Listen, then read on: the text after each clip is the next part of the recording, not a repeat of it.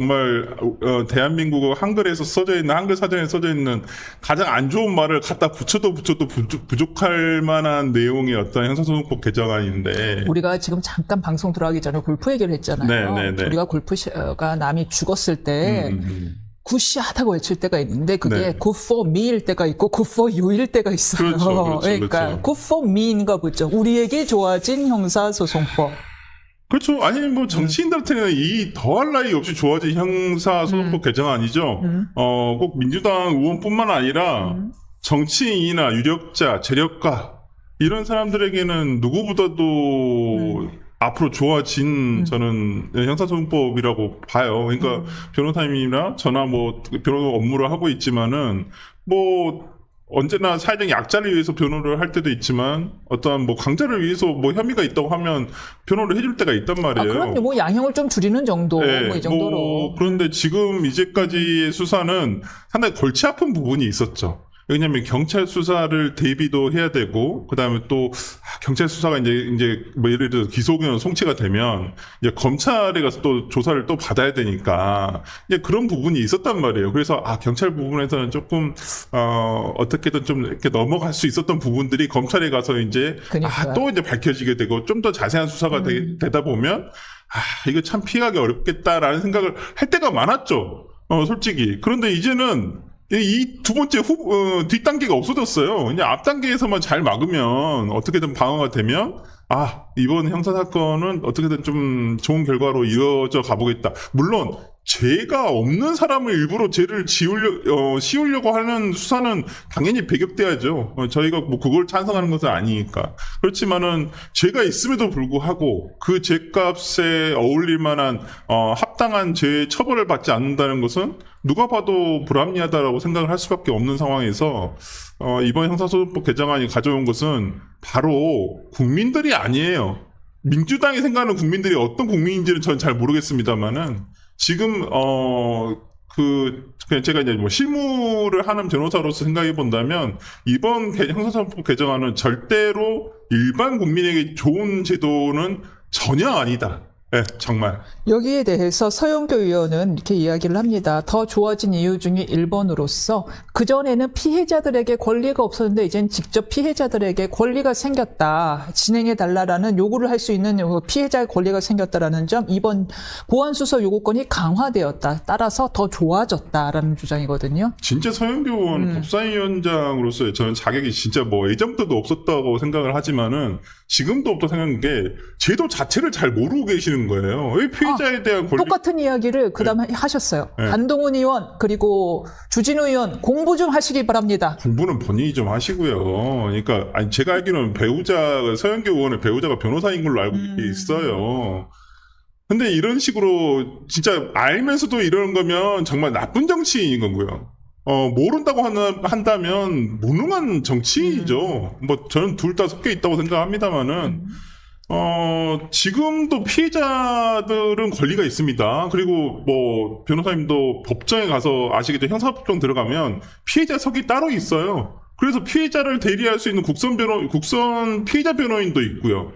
지금도 피해자가 어필할 수 있는 권리는 충분히 있습니다. 물론 그것이 잘 활용되지 않고 피해자들이 보통 수사 절차에 개입할 수 있는 그걸 알기가 어렵죠. 왜 그러냐면 수사는 기본적으로 성격이 밀행성이에요. 수사를 다 공개적으로 하는 수사가 어디 있습니까? 그러면 범죄인들은 증거인멸할 것이고 도망갈 것이고 공범들도 숨겨질 텐데 그렇기 때문에 몰래 하는 거예요. 근데 어떻게 피해자가 거기에 개입을 할 수가 있겠어요?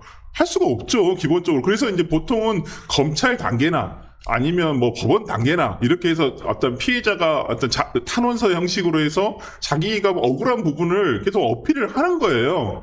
이런 부분 경찰에 있어서도 지금도 할 수 있어요. 왜 못 한다고 생각하는지 저는 이해가 안 돼요. 그걸 무슨 특별한 권리를 줬다라고 지금 서영교 법사위원장이 얘기를 하는지 도대체 알고 얘기하는 건지 제가 볼 땐 모르고 얘기하시는 것 같은데 오히려 이 제도에 의하면 피해자가 자기들이 입증하기 위해서 더 애를 써야 되는 상황까지 돼버릴지도 모르겠어요. 그러니까 지금의 이번 개정안을 놔두고 정말 수많은 어떤 댓글, 어떤 커뮤니티의 댓글을 보면, 그리고 이건 박상용 검사도 직접 얘기한 적이 있어요.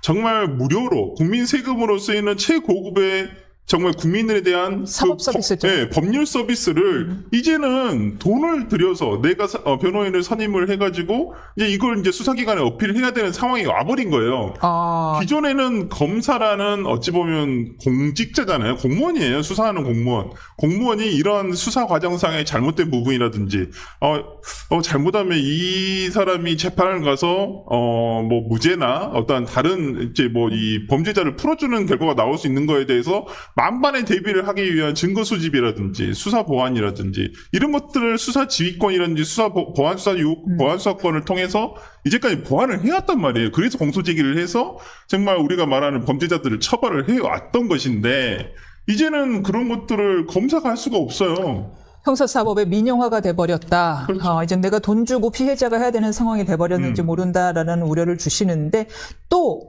한동훈 대표의 표현대로라면 숭한 것이 조항에 공소기각 조항에 들어왔다라고 합니다. 이번 개정안에 따르면은 327조에 공소 기각을 할 수 있는 사례를 2가지 더 추가했습니다. 이게 좀 저번 주에 화제였어요. 이게 어떤 영향을 미칠까에 대해서 민주당은 원래 있었던 기본 대법원 판례를 명문화했다라고 하는데 어떻게 들으셨어요? 아니, 기본 대법원 판례를 명문화한 것이라고 한다면 법원에서는 왜 반대를 해요?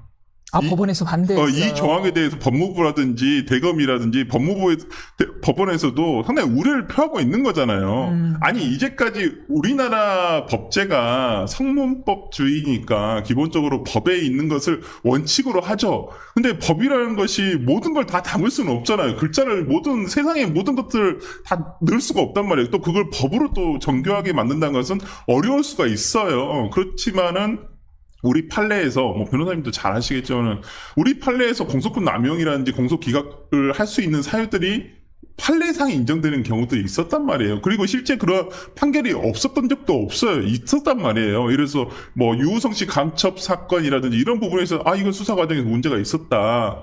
라고 생각이 됐기 때문에 이런 부분은 공소 기각을 하겠다라고 해가지고 공소권 남용 수사 과정에서의 어떤 잘못이 있었을 때는 다 짚어냈단 말이에요. 근데 제 질문이 궁금한 게 지금 말씀하신 그 유호성 씨 간첩 사건 공소 기각 판결이 나온 거를 예로 듣는데 그때 이 판결은 새로운 걸 만든 게 아니라 327조 2호를 적용할 수 있는 요건을 얘기한 것에 불과하지 않나요? 네, 맞습니다. 그러니까 새로운 걸 얘기한 게 아니라 2호를 적용할 수 있는 요건을 얘기했던 거예요. 기존에 공소 기각 사유가 부족했던 게 아니라니까요. 네. 그러니까 지금 뭐 얘기한 게 이번에 새로 들어간 그 법 조항 자체가 중대한 위법 수사에 기하여 공소 제기가 됐었을 때, 그다음에 두 번째가 소추 재량권을 현재의 일탈하여 공소 제기가 되었을 때.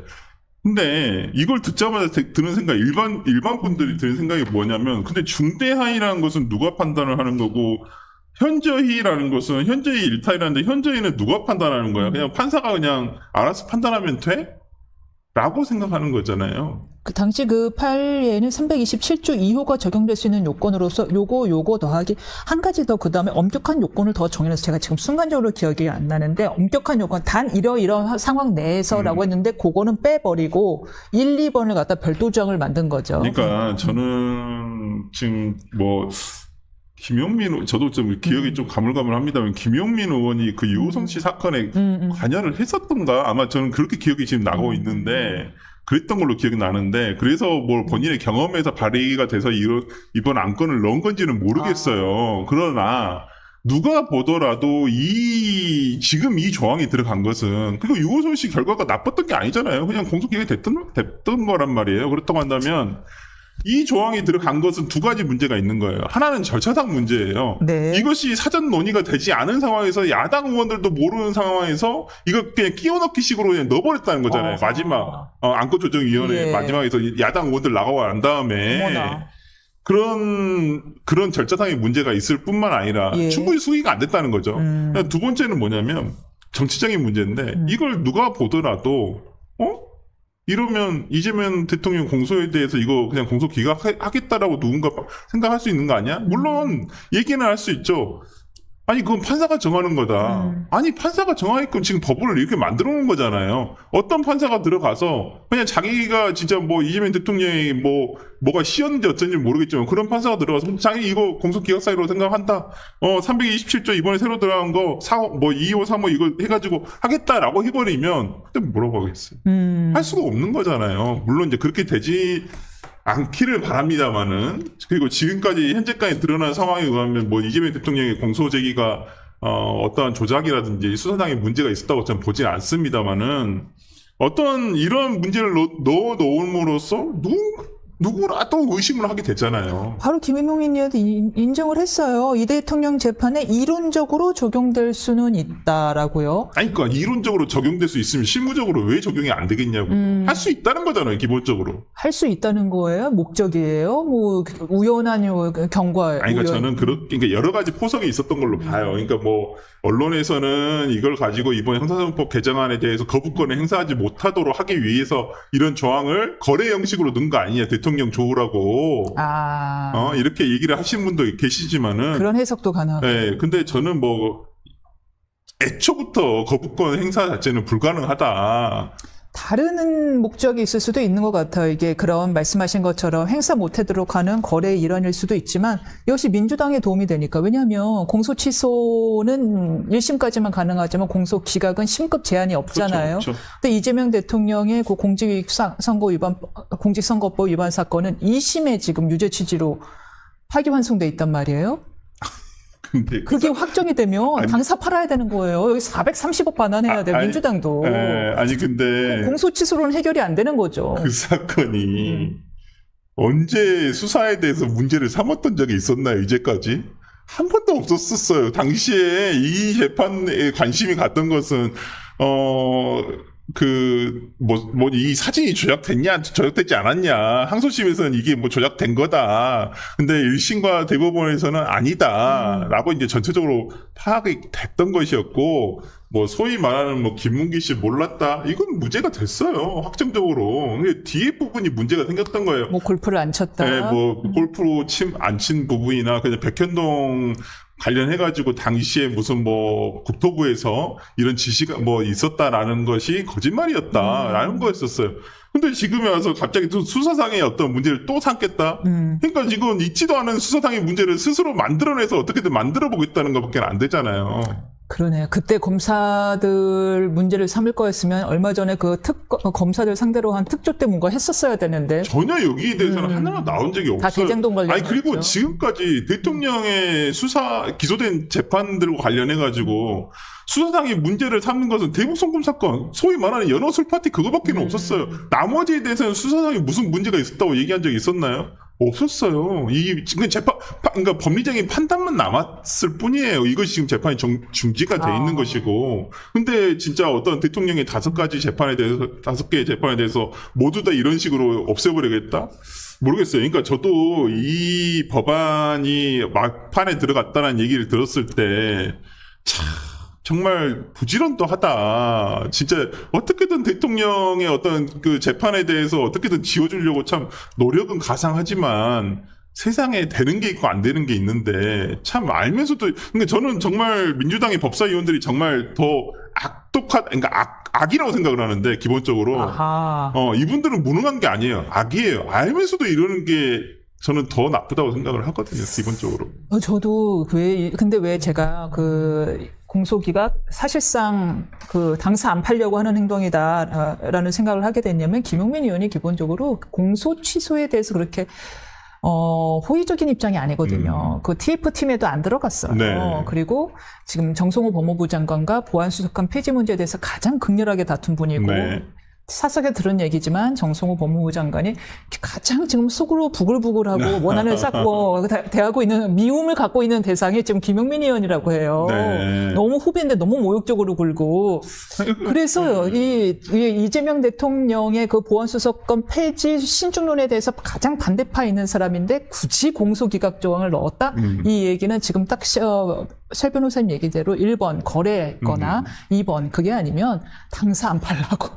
뭐 그럴 수도 있죠. 그러니까 이런 조항을 넣은 거에 대한 잘못도 있지만은 이제까지 어떤 판례를 명문화할 때 이런 식으로 하지는 않았다는 거예요. 우리가 그냥 뭐 이런 끼워넣기 식으로 했다거나 이런 적도 없었고 충분히 사전에 어떤 사법적으로 사법 계통에 있는 법원, 검찰, 뭐 전부 다 뭐 법제처라든지 이런 부분 다 연구를 통해서 논의를 토론을 통해서 문제가 없었을 때 그걸 전부 다 명문화된 어떠한 그 규정으로 남겼다라는 부분에서 저는 지금 이 민주당에서 이런 식으로 끼워넣기 하면 아니 그러니까 제가 항상 욕하는 게 뭐냐면 비판하는 게 뭐냐면 시스템을 어지럽힌다는 거잖아요. 그러니까 앞으로 그러면 야당이 다수당이 돼서 다수의 어떤 상임위에서 예를 들어서 뭐 보수 진영이 됐든 뭐 진보 진영이 됐든 어떤 당이 됐든 간에 이런 식으로 법안 처리하면 다 그냥 수용할 거냐고요. 상대 측에서.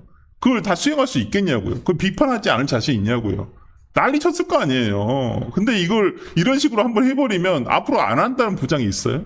누군가 또 하겠지. 우리 저번에도 이렇게 했는데? 그럼 그때까지 그냥 지금의 어찌 보면 국회라는 게 그냥 단순 숫자 노름, 다수의 횡포에 아무런 저항할 수 없는 이런 국회 문화를 만들어간다는 게 저는 더 큰 문제가 있다고 보는 거예요. 앞으로 내후년 총선에 진짜 국민들이 지금 바라는 게 뭔지 아세요? 이번 이렇게 형사소송법 개정하는 거 보니까 이제 국민들은 남은 게 다음 총선에서 범보수 진영이 이제 과반 이상을 차지하는 것밖에 기도하는 수밖에 없구나.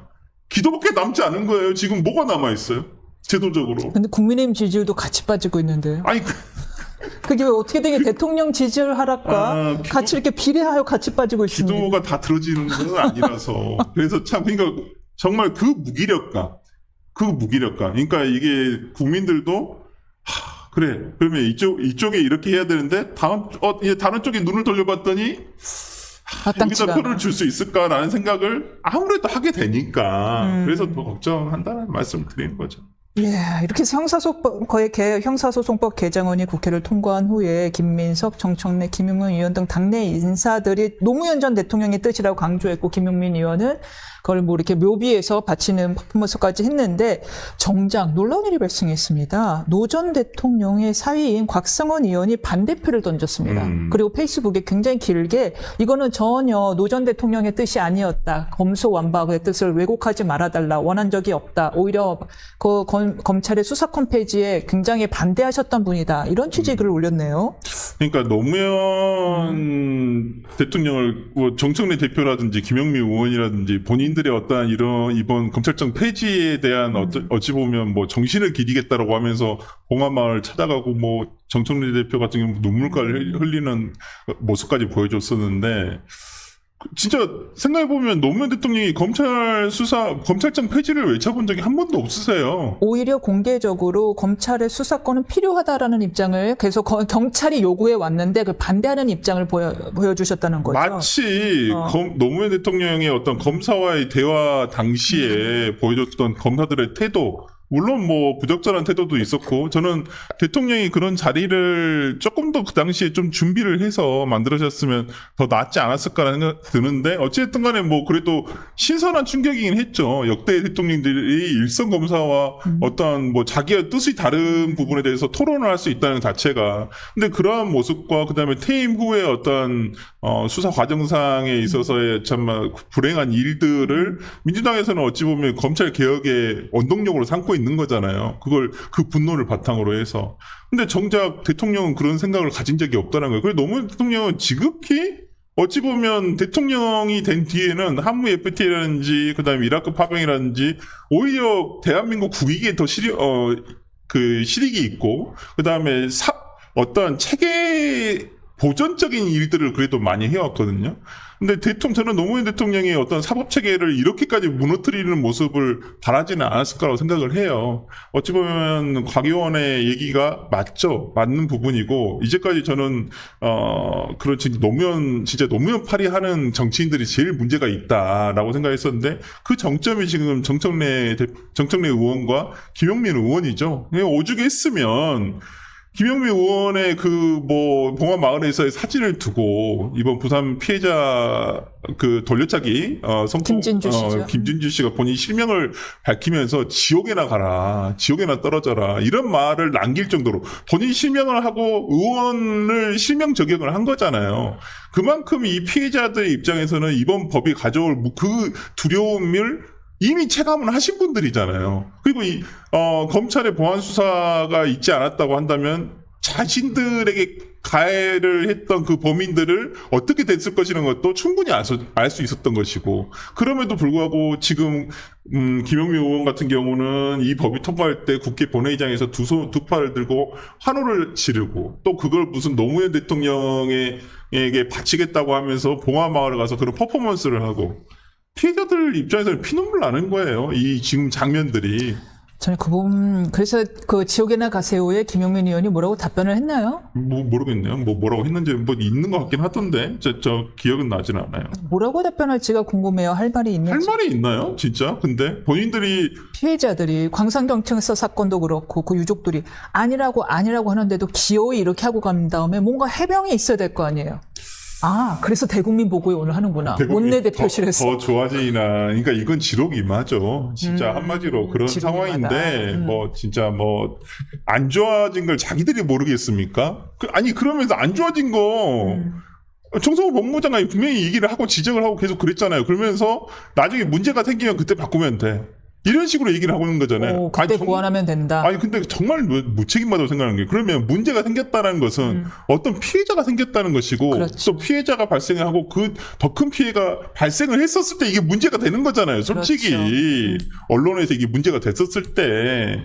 그러면 그 사람들이 국민 한 사람이 될지 몇 명이 될지 모르겠지만은, 국민들이 피해를 입는 국민의 그 심정은 법이 바꿔질 때까지 계속 돼야 된다는 거잖아요. 그렇죠. 그 피해가 단지 주식이 좀 녹았다, 2천만 원 손해봤다, 4천만 원 손해봤다 수준이 아니라 목숨이나 어떻게 신체상의 상해랑도 관련될 수 있는 거잖아요. 회복할 수 없는 손해일 수 있잖아요. 그러니까 단순히 피해자 한 사람만의 어떤 신체적인 고통뿐만 아니라, 예를 들어서 정말 그 피해자의 가족들과 그 피해자를 보호 옆에 있는 주변인들의 그 피해까지는 어떡할 거냐 이 말이에요. 그러니까 지금 예를 들어서 장윤기 사건의 피해자인 이채원 양의 가족들은 이 하루하루가 얼마나 힘들겠어요. 장윤기 경찰이 오히려 가해자 노릇을 하고 있었던 거예요. 2차 가해자 노릇을 하고 있었던 거예요.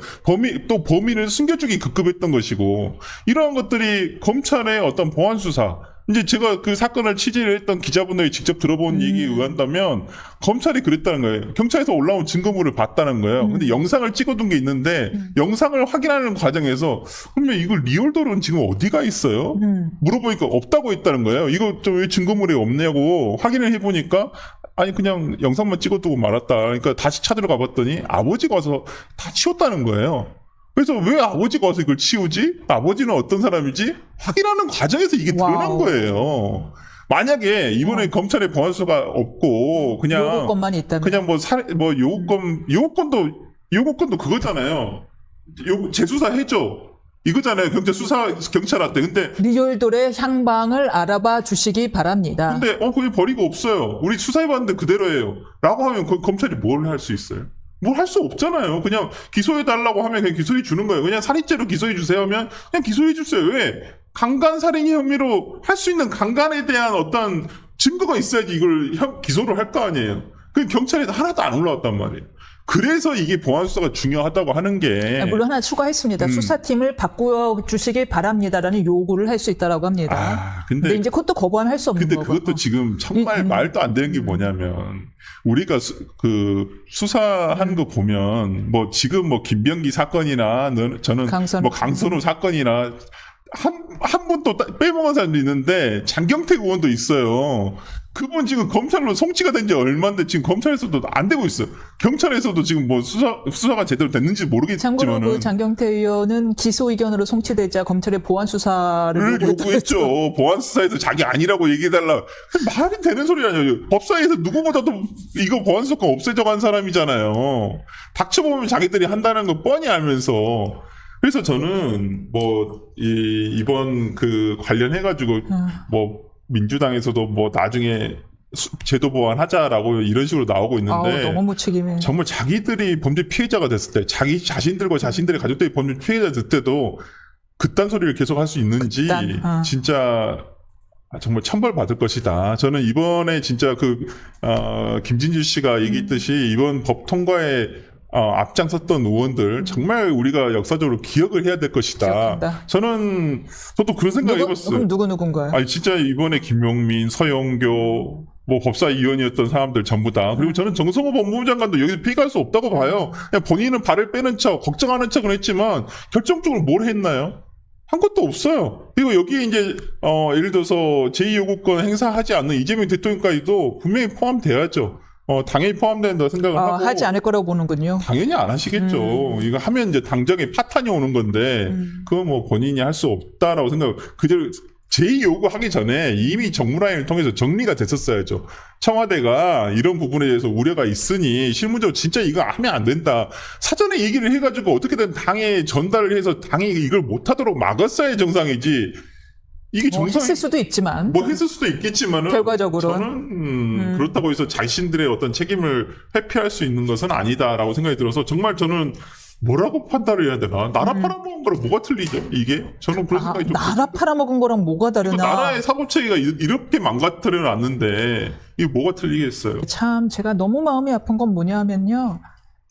저도 형사 피해자 대리를 얼마 전에 했는데 성폭행 사건이었는데 그냥 재판이 진행되는 것 자체가 스트레스예요. 왜냐하면 매일매일이 그 사건의 환기니까요. 네. 그래서 저한테 차라리 애원을 하더라고요. 그냥 빨리 차라리 합의해달라. 그냥 더 진행되는 것 자체가 나한테는 스트레스가 없는 일로 취급하고 싶다. 잊고 싶다 이거예요. 근데 지금 이분들은 그 끔찍한 사건을 겪었는데 이미 끝났음에도 불구하고 본인들이 계속 나서서 이거 아닙니다 목소리를 외치고 있어요. 얼마나 괴롭겠어요. 그 괴로움을 참고 하는 이유가 뭐겠어요. 이건 아니니까 정말로 자기 같은 피해자가 또 생기면 안 된다는 오히려 100%의 공익의 마음을 가지고서 지금 나서주고 있는 건데 그거 제1 여당이라면은 이런 국민의 목소리에 어느 정도 답변을 해줘야 될 것 같은데 어떻게 이렇게 묵살할 수가 있죠? 했죠. 그런 얘기를 하면 너희들 검찰 편이지. 검찰이라 짜고 하는 거지. 그게 답변이군요. 네, 이런 식으로 호도를 하고 있으니. 아니면 외워 더 좋아졌어. 네. 뭐가 좋아졌던 건지 진짜 모르겠어요. 진짜 아무리 생각해도 저도 이제 뭐 형사소송법 이제 다 통과된 다음에 이제 좀 개정안을 한번 좀 다시 한번 쭉 한번 보려고 하는데 아마 형사소송법 다시 한번 읽어보면 기도 안 찰 거예요. 그리고 이걸 정말 또 이제 분석하는 우리 또 변호사들이라든지 법무법인에서도 이거 법을 엄청 또 드립할 거예요. 분명히 허점이 있어요. 그러면 그 허점을 변호사들은 또 이용한단 말이에요. 이용하겠죠. 네, 그러면 그건 누가 이득을 보는 거예요? 그 허점 이용하는 데는 그만큼 비용을 지불한 범죄자들이 다 혜택을 보는 거예요. 마지막 질문이 될 것 같은데 우리 새 변호사님 놀라워요. 그때 연임의 의지가 보인다라는 취지로 방송에서 처음 말씀하셨던 것도 2024년 5월경 말씀하셨던 걸로 기억을 하는데 말씀하셨던 것도 설 변호사님이었어요.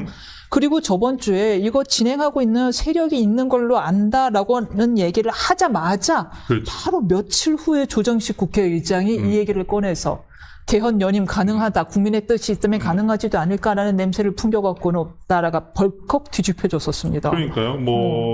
저는 이미 알고 있었던 거기 때문에 놀라지도 않았어요. 근데 그걸 이제 조정식 의장이 그런 식으로 얘기하는 것과 그런 식으로 정무적 판단 하나도 못하고 얘기하는 건 놀랬죠. 그러니까 조정식 위원장이 어떤 자신의 생각도 있겠지만은 저는 대통령과 대통령 주변 사람들은 이미 이런 생각을 공유하고 있다고 생각을 해요. 그렇기 때문에 조정식 의장이 이재명 대표 시절에 사무총장을 했었고요. 굉장히 오랫동안. 그 다음에 이번에 정무특보도 됐었고, 그 다음에 의장이 된 거거든요. 그만큼 대통령은 조정식 의원에 대해서 굉장히 깊은 신뢰를 가지고 있어요. 그렇기 때문에 저는 대통령 주변에, 대통령도 마찬가지로 생각을 해요. 대통령과 대통령 주변 사람들은